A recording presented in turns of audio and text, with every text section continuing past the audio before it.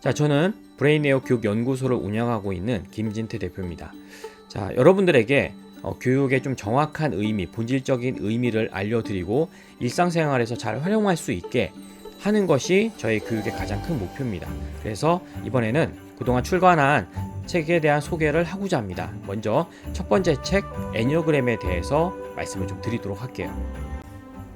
자, 이번에는 4장에 대한 설명을 말씀드리겠습니다. 4장은 이번 이 책의 마지막 챕터라고 할 수가 있는데요. 이 4장에서는 애니어그램 유형 검사에 대한 좀 설명을 좀 드리겠습니다.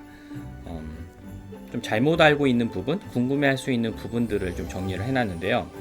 애니어그램 검사지에 대한 얘기, 그 다음에 가장 높은 점수만 따져야 되는 건가, 그리고 날개도 따져야 되는지, 어린 시절을 생각을 하고 검사지를 풀어야 되는지, 통합과 분열은 또한 무엇인가, 그리고 정확한 진단은 이렇게 해야 된다라는 내용을 좀 말씀을 드리려고 합니다.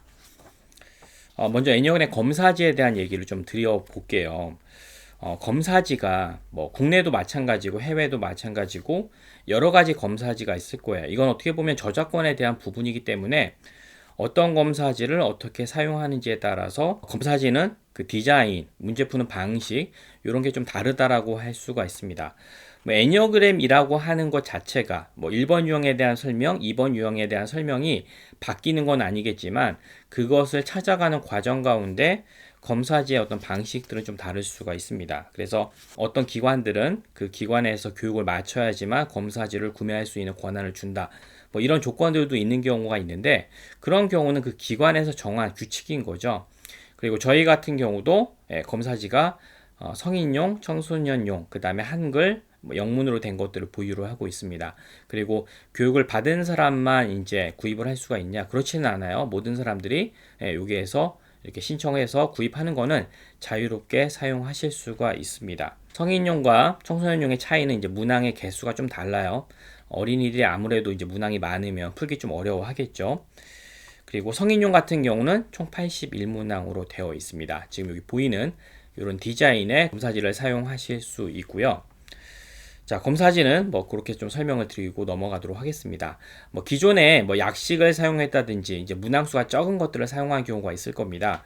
근데 이제 이때 문제가 좀 되는 게 뭐냐면 여러분들이 어떤 검사지를 썼든 간에 사용을 했잖아요. 그러면 거기서 나온 결론을 이게 정확한지 아닌지에 대해서 어떤 깊은 생각을 하기보다는 일단 믿고 보는 거죠. 만약에 1번 유형이 나왔어요. 나 1번 유형이구나. 계속 1번 유형으로 살고 있다가 만약에 제가 저희 검사를 많이 풀었는데 1번보다 6번이 더 높게 나왔어요. 나 왜 6번이 높게 나왔지? 나 원래 1번인데 이렇게 생각하는 경우가 있는데 검사지를 푸는 것도 하나의 어떤 도움을 받고자 하는 거지 얘가 100% 맞게 측정을 한다라고 할 수는 없지 않습니까? 왜냐하면 문항을 풀 때 그 문항에 나와 있는 단어들에 대해서도 사람들마다 인식하는 게 달라요. 생각하는 게 다르더라고요. 그러니까 검사를 하는 것도 하나의 방법 중에 하나고요. 그 다음에 만약에 1번이 높게 나왔으면 내가 정말 그 1번에 해당하는 내용들을 쭉 봤을 때 그런 모습으로 내가 살고 있는지 나도 한번 생각해 볼 필요가 있고 주변 사람들한테도 나에 대해서 물어봐서 진짜 내가 그 유형이 맞는지를 정확하게 따져보는 것까지 가야 된다고 말씀드리는 거예요. 근데 그렇지 않으면 한번 검사했는데 그 나온 결론을 가지고 영원히 나는 그 유형이야 라고 알고 있는 경우가 있는데 잘못됐을 수도 있다라는 겁니다. 자, 그 다음에 이제 두 번째 내용은 가장 높은 점수만 따져야 되냐. 자, 지금 화면에 보시면 이런 그래프가 있어요. 책에 나온 그래프 그대로 보여드리는 겁니다. 자, 보면 2번, 5번, 9번이 높게 나왔는데 그 중에서 조금 더 높은 게 9번이에요. 그러면 이 사람은 여러분 결론은 어떻게 낼 겁니까? 9번 유형입니다. 이렇게 내겠죠. 자, 그러면 2번, 6번은 어떻게 되는데요? 2번, 6번은 낮지 않거든요. 거의 9번과 비슷할 정도로 높아요. 한 달에 풀었을 때는 9번보다 6번이 더 높게 나올 수도 있습니다. 그러면 9번에서 6번으로 바뀌는 거예요. 이거 도대체 어떻게 따져야 되냐? 어떻게 그래프를 해석을 해야 되냐? 이렇게 가정을 하시는 분들이 있어요. 애니어그램 검사를 하면 나의 유형에 대해서 단 하나의 유형으로 결론이 나야 된다라고 생각을 하게 된다면 그러면 이분은 9번 유형이 되는 거죠. 나머지 유형은 어떻게 나왔는지 중요하지 않아요. 1등한 점수만 중요합니다. 그럼 만약에 지금 이 그래프에서 269가 동점이 나왔다고 해볼게요. 그럼 1등인 건 하나만 나와야 되는데 269가 같게 나왔으니까 그 다음 어떻게 돼요? 그 다음부터는 이제 말도 안 되는 계산법이 나오는 거예요. 뭐 269 각각의 높게 나온 것들, 동점으로 나온 유형의 양 옆에 점수를 또 더해서 더 높게 나온 점수에 해당하는 유형이 나의 유형이다. 왜냐면 하나를 선택을 해야 되니까 결론을 지어야 되다 보니까 그런 내용들이 나오는 건데요. 잘 생각을 해보세요. 1번부터 9번은요, 집착하는 성격이에요. 검사를 해봤더니 전체 9가지 중에서 2, 6, 9를 집착하는 성격이 내가 강해요. 그러면 나는 여러 가지 가면 중에서 2번 가면, 6번 가면, 9번의 가면을 특히 더 많이 쓰고 있는 거죠. 상대적으로 7, 8은 낮습니다. 그 가면은 거의 안 쓰고 있다고 볼 수 있겠죠. 그렇게 봐야 되지 하나만 높은 걸 따져가지고 나머지는 버려버린다. 그게 어떻게 그렇게 따지면 무슨 문제가 생기냐면요. 전국에 아니 뭐 지구에 9번이 제일 높게 나온 사람들 있잖아요. 그 사람들은 다 같아요? 그 사람들의 모습은 다 9번의 집착의 모습을 동일하게 쓰고 있어요? 그렇지 않잖아요. 다 제각각이에요. 그래서 제일 높은 것만 따졌을 때는 그런 모순, 오류에 빠지게 되는 거죠. 말이 되지 않습니다. 그래서 누군가 저 애니어그램 몇 번 나왔어요 하면 저는 이렇게 물어봐요. 당신은 그 번호 유형이군요 라고 결론을 내는 게 아니라 혹시 그래프에서 전체적인 패턴이 어떻게 나왔어요? 뭐는 높고 뭐는 낮게 나왔어요? 다 봐야 된다라는 거죠. 그 번호 말고도 집착하는 성격이 더 있을 수 있고 그러면 어떤 건 또 집착도가 낮은 유형인지 그것도 볼 필요가 있는 거죠. 애니어그램의 그래프를 보고 해석을 할 때 정말 잘못하시면 안 됩니다. 그거는 계속 꼬여버리는 거야. 처음에 첫 단추를 잘못 끼웠기 때문에 해석도 꼬여버리고 바로 다음에 설명할 날개도 따져야 하는가. 여기에서는 이제 더 난리가 납니다. 그러면 자, 제일 높은 것에 양쪽에 있는 번호가 날개잖아요. 근데 그 날개에서 좀 더 높은 쪽이 이제 우세한 날개라고 해서 뭐 나는 뭐 9W1 뭐 이런 식으로 얘기를 하거든요. 나 9번 유형인데 1번 날개를 쓰고 있어. 좀 전에 말씀드린 그래프에서 날개를 보세요. 1번 날개죠. 그죠? 8번보다 1번이 높으니까. 근데 그 날개로 쓴 1번보다 2번, 6번이 더 높습니다. 그럼 날개 쓰는 거를 더 중요하게 봐야 될까요? 아니면 높게 나온 2번, 6번을 볼까요? 이 날개 이론을 만든 사람이 있어요. 만든 사람은 리소 앤 러스 허드슨이라고 하는 두 사람이 만들었어요. 아마 이 책을 아실 겁니다. 이 책, 애니어그램을 공부하신 분들은 마치 약간 무슨 전공서적 같은 책 느낌이 나는 그런 책인데요. 요게 보면 이 저자가 이걸 만들었어요.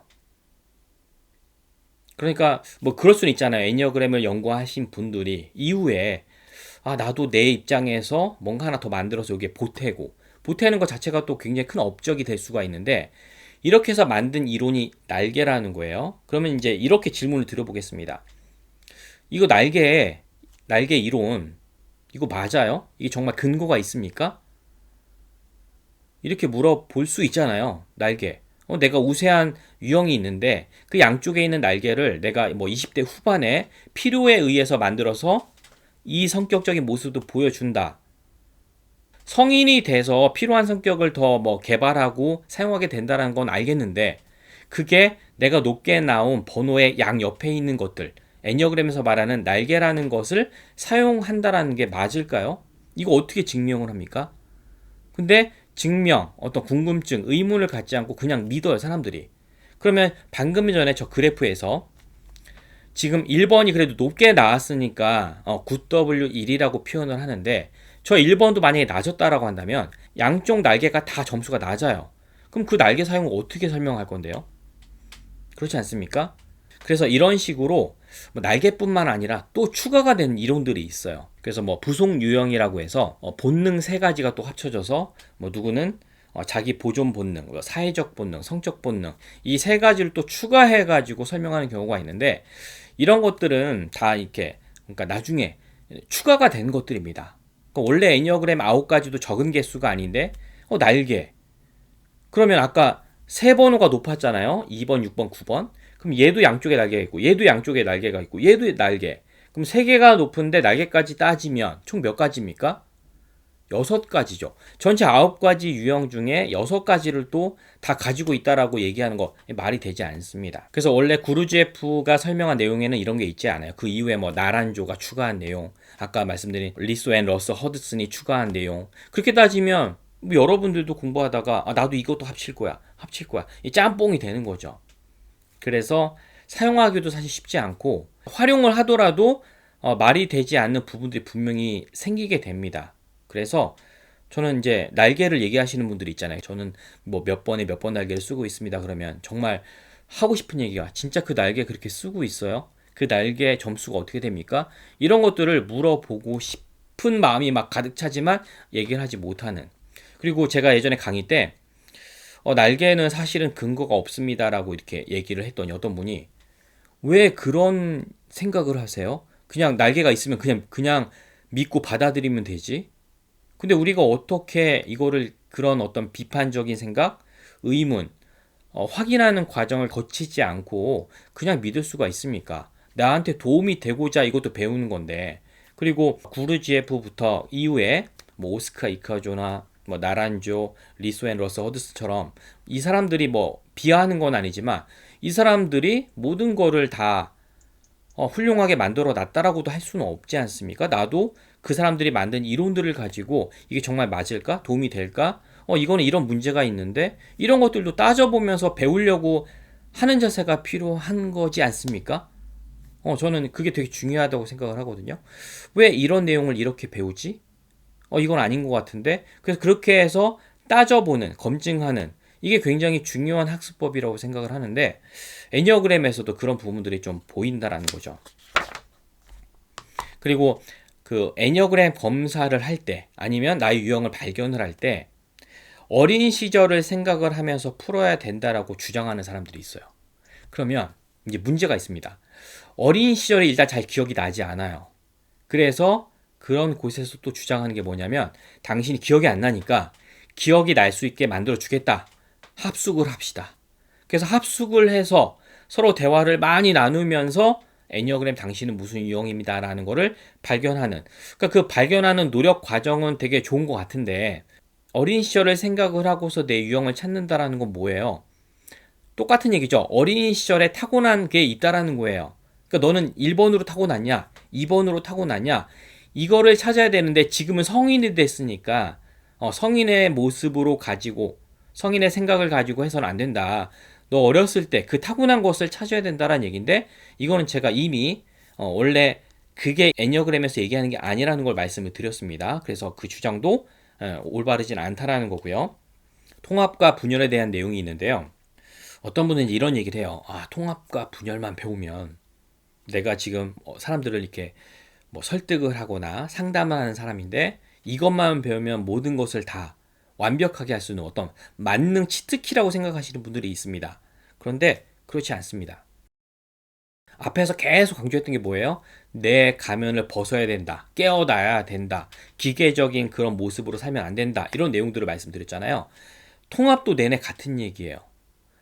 우리는 내가 정해져 있는 현재 가면을 쓰고 있는 성격이 편해요. 편하니까 내가 1번 유형이면 계속 1번 유형의 모습으로 살아가는데 그거는 통합의 단계가 아니에요.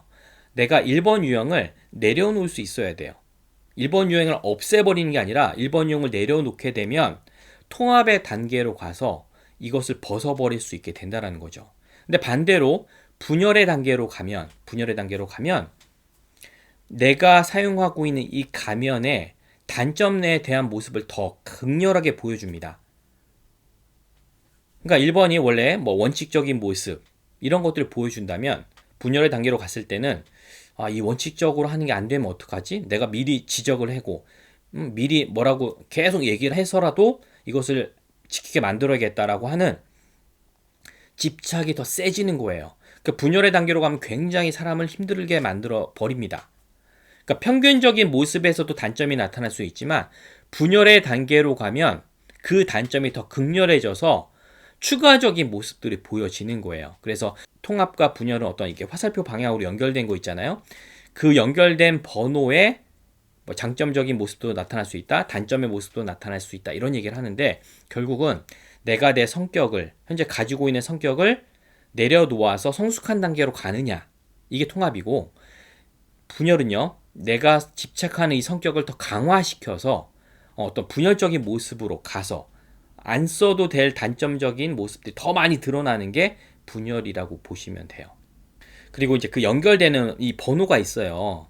뭐 1758, 241, 요 연결 번호가 있는데, 이 연결 번호에 대해서도 이제 좀 말씀드리고 싶은 게 있는데, 여기서 얘기하자면 좀 기니까, 구르제프가 뭐 7의 법칙을 가지고서 하면서 그 순서를 만들게 됩니다. 근데 그 순서를 만들었을 때 사실은 지금의 관점으로 봤을 때는 그냥 수학적인 어떤 계산에 의해서 나온 건데, 그 당시에 구르제프는 굉장히 이걸 신기했을 것 같아요. 와, 내가 이게 마치 신이 이 안에 뭔가 감추어 넣어서 내가 이걸 발견했구나, 대박이야, 뭐 이런 생각을 했을 것 같지만, 그런 좀 내용들이 있습니다. 통합과 분열까지 좀 말씀을 드렸고요. 이 책에 대해서 제가 좀 전체적으로만 설명을 좀 드렸습니다.